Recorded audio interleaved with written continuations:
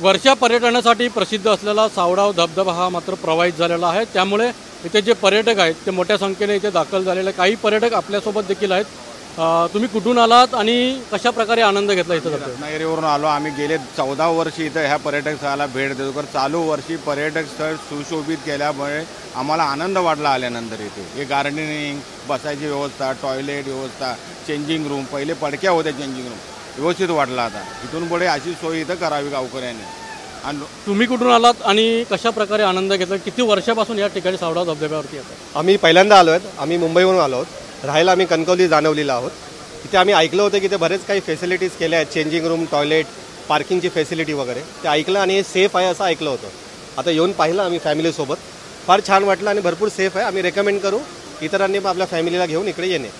कसा आनंद घेतला तुम्ही धबधब्यावर? खूपच छान आहे आणि एकतर मला इकडचं एक आवडलं की लेडीजसाठी फारच सेफ आहे, नाही तर लेडीजची फार गैरसोय होते चेंज करताना सगळीकडे।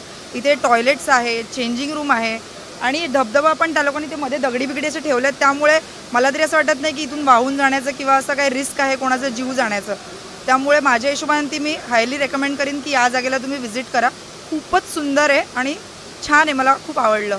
तुम्ही किती वर्षापासून येता इथे? काय अनुभव ऐकला? नाही, आम्ही पण आता पहिल्यांदाच आलोय, पण इथे ऐकलेलं होतं खूप छान आहे आणि तसाच निघाला। म्हणजे आमचा अनुभव खूप चांगला होता, खूप सेफ आहे आणि म्हटलं तसं आपलं काय म्हणतात त्याला, टुरिझमच्या दृष्टीने यांनी खूप चांगलं डेव्हलप केलेलं आहे इथे।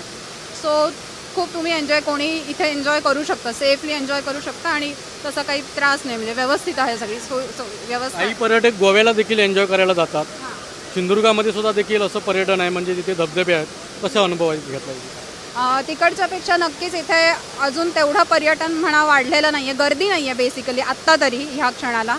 सो इथे आपण मनमोकळेप्रमाणे पण एन्जॉय करू शकतो आहे। तिकडे तसं कसं होतं, भरपूर गर्दी असते, भरपूर थिल्लरगिरी चालते, तसं इथे आम्हाला काही अनुभव आलेला नाही आहे। नक्कीच सगळ्यात सुरक्षित धबधबा म्हणून या सावडाव धबधब्याकडे पाहिलं जातं, त्यामुळे इथले पर्यटक मात्र या सावडाव धबधब्याला आवर्जून भेट देताना पाहायला मिळतात। अनंत पातळे, TV9 मराठी, सिंधुदुर्ग।